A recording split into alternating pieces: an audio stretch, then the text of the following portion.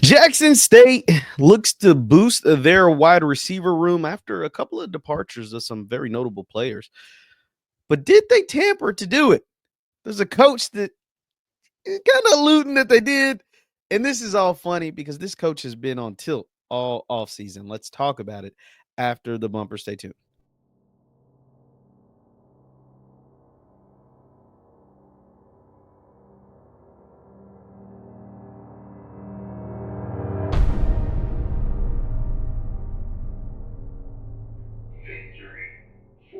What is going on, everybody? What is going on, everybody? My name is JeffLightsyJr. This is the Victor Formation Sports Show right here on JeffLightsJr. YouTube, Facebook, wherever you get your content. Do me a favor, hit that thumbs up button, like, share, subscribe, and notification bell because I upload all this time. Thank you guys for tuning in.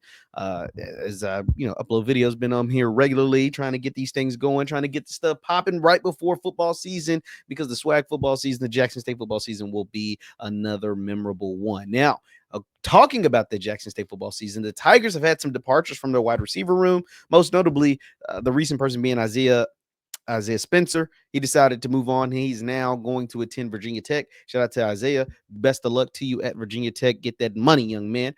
And so they have now found their Isaiah Spencer replacement, a bigger body wide receiver that they are familiar with because they have seen him in the SWAC. And that young man goes by the name of Shamar Savage. Shamar Savage, the most recent Jackson State commit, posted, why not Jackson State? 6'4", 210-pound wide receiver from Prairie View. He was at PV last year. He's from Oakland, California. Big body wide receiver. I think over the 2 years at Prairie View, he amassed over 800 receiving yards. We're actually going to take a look at HBCUsports.com, their article on Shamar Savage. It says Jackson State adds an NFL caliber transfer to its already loaded wide receiver room. Savage is 6'4", 220-pound playmaker, brings both size and explosive ability to Jackson State that is already strong at the position.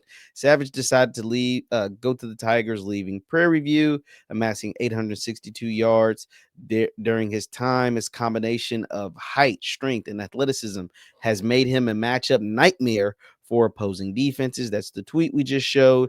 At the 2025 HBCU Combine, he ran a 4.6, had a 31-inch vertical, and displayed strong agility in the shuttle and three-cone drills. His performance solidified his status as a legitimate NFL prospect.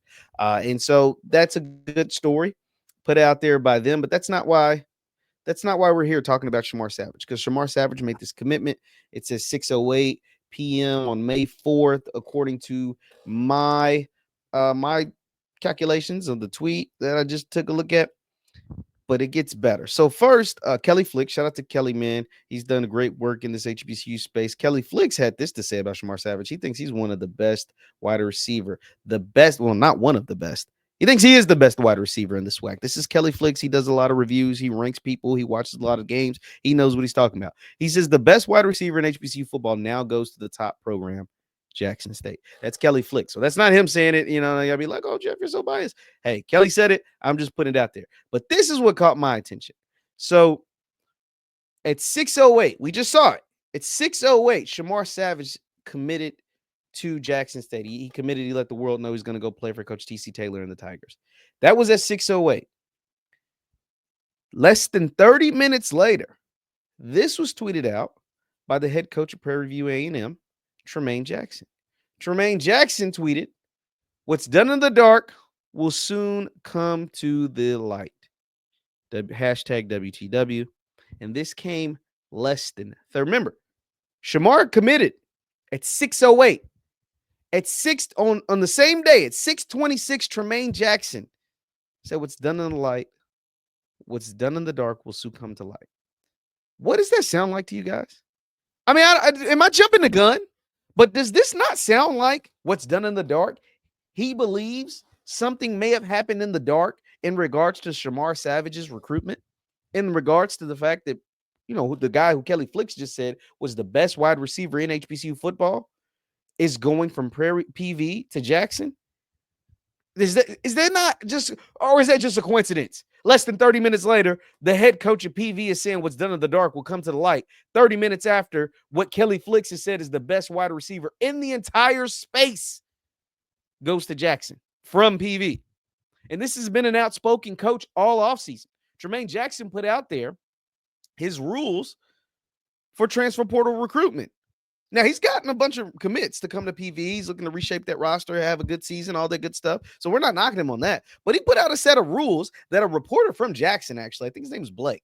Blake kind of pushed back on it. I was like, hold on, man, what's up with all these rules? Like, it was a long list of rules for his expectations when Prairie View, when PV contacts a transfer portal recruit. It was like, don't ask for NIL, don't do this, don't do that, don't care about this, blah, blah, blah. And Blake was like, yo, this is kind of ridiculous. And Coach Tummaine pushed back. Coach Jackson pushed back. And so I'm saying all that to say, to kind of tell you, Coach Jackson is someone who is very outspoken. Like he lets his feelings be known. And when you tweet something like this, what's done in the dark will come to light. Oh, you know we're going to talk about it. You know what this looks like, what this sounds like. 30 minutes after, less than 30 minutes after, your best wide receiver goes to Jackson State. What's done in the dark will come to light. I don't know, Coach Jackson. We'll have to explain something on that one, buddy. Or maybe you don't. Maybe it's doing exactly what you wanted to do. 2 days later, dudes like me are on here talking about it. Because I just found this very interesting. Shout out to my homie for sending this to me. Because I missed it. That's why I'm so late on it. I missed it. I didn't see this, especially I didn't see this 30 minutes or less than 30 minutes after Shamar Savage decides to go to JSU. Now let's just make sure we're all on the same page. That time right there says 6:26 p.m. May 4th. 6:26 p.m. May 4th. Let me just make sure we got all our ducks in a row. Because it just so happened that is 6:08 May 4th. So that is literally, 18 minutes? 18 minutes after Shamar Savage tweets out his commitment to JSU, why not JSU, tagging Coach Marshall, tagging Coach TC Taylor, tagging at JSU football, hashtag committed. It's 6:08. 18 minutes later, we get this from Coach Jackson. I mean, I'm not a conspiracy theorist because I don't believe in conspiracies. Or not conspiracy theorists. I'm not a coincidence kind of person. Is this a coincidence? I'm not really a coincidence kind of person. I believe people, especially outspoken, smart people like Coach Tummaine Jackson, I don't believe this was on accident. This was on purpose, guys, because it looks as if he believes something was done in the dark on behalf of Jackson State to get his best wide receiver. Jackson State loses 2 wide receivers. Rico Powers, I don't know if he's announced where he's going at yet, but Isaiah Spencer to the Power 4, to Virginia Tech, to an ACC school. And so Coach Taylor's like, yo, I got to replace players. But if this young man was in the transfer portal already, what's done in the dark? He had already been in the portal. I didn't check. When did Tummaine Jackson enter the portal? Not Tummaine Jackson. When did Shamar Savage enter the portal? Now I'm curious. Now we're all just going on this rabbit hole. Because this, let me see. It's got a bunch of stuff. Blah, blah, blah. He was retweeting his homies. He was retweeting them after he committed. So he tweeted his, no, that was his homies. I mean, when did he enter the portal? I don't know. I'm not seeing it yet.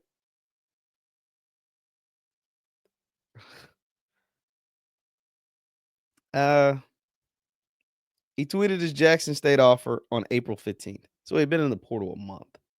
He'd been in the portal a whole month. He didn't commit to May 4th.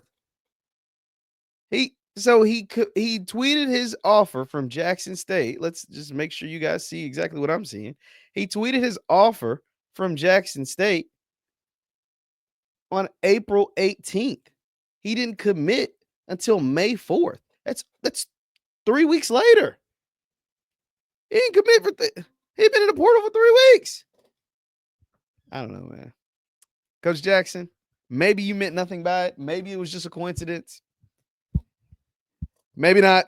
It don't matter. Shamar is now part of the JSU family. He's a Tiger, and he's looking to win a championship with Jackson State. Coach Jackson is looking to dethrone the Tigers as the king of the SWAC and the king of HBCU football. but I did find it entertaining. Let me know your thoughts in the comments down below. Was Coach Jackson, was that just a coincidence? He was just making a tweet? Or do you think it had something to do with the fact that Shamar Savage chose to go to play for Coach TC Taylor and with the defending HBCU national champions and not go back to Prairie View? I don't know. I think it has something to do with Jackson State. I think Jackson State be making folks mad. And this is just the latest example. Let me know your thoughts in the comments down below. Let me know your thoughts in the comments down below. Once again, my name is JeffLightsYJr. This is the Victor Formation Sports Show right here on JeffLightsYJr, YouTube, Facebook, wherever you get your content. Do me a favor, hit that thumbs up button, like, share, subscribe, and hit the notification bell because I upload all the time. And I will see you guys next time. Drop your comments down below. I'll see you next time. Peace.